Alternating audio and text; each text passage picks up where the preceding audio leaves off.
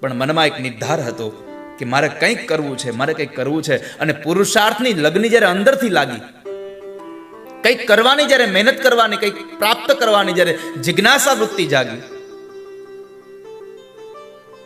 એ અંદરથી જાગેલી વૃત્તિને એમણે પુરુષાર્થ એવો કર્યો કે આગળ જતા જતા એ બીજ ગણિતના વિષય સાથે અને મહેનત એટલી કરી પોતાની જાતને એવી ઘડી કે બીજ ગણિતના વિષય દ્વારા આપણા જ આ જગતના એ મહાન ગણિત શાસ્ત્રી બન્યા છે. કારણ પુરુષાર્થ કર્યો છે. પણ એને ધાર્યું હોત, આમ વિચાર લીધું હોત કે મને ક્યાં આવડે છે, હવે નહીં જ આવડે, તો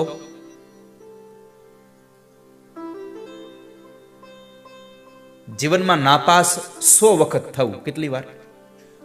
જીવનમાં નાપાસ તમારે 100 વખત થવું, નાસીપાસ કોઈ દિવસ ન થવું.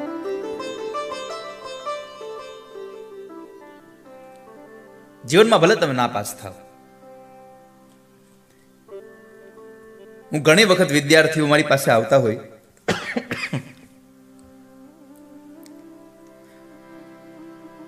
વિદ્યાર્થીના મા બાપ મારી પાસે આવતા હોય કે અમારો છોકરો 12માં ફેલ થયો, અમારો છોકરો 10માં ફેલ થયો.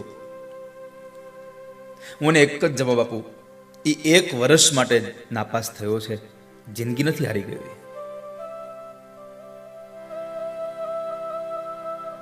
તમારી મહેનત શરૂ રાખો, પુરુષાર્થને એ તમારા પુરુષાર્થના એ માર્ગ ઉપર તમે ચાલ્યા જ કરો,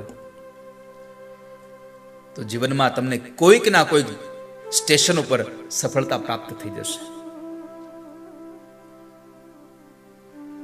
પણ ચાલવાનું છોડી દેશું તો મંજિલ નહીં આવે ક્યારે.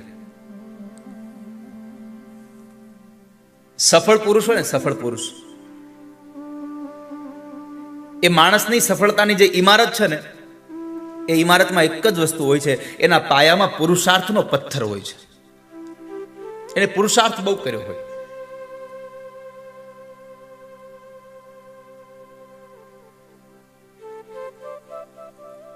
માટે જીવનમાં આળસ ન કરીએ. આળસ એ માણસનું મરણ છે. માટે કથાઓને સાંભળીએ. આ કથાઓમાંથી આપણને જીવનમાં ક્યારેક સારા સારા શબ્દો મળી જશે. આ કથામૃતમ એક એવી ઔષધિ છે કે જે માણસને મૃત્યુના ભયમાંથી મુક્ત કરી દે છે,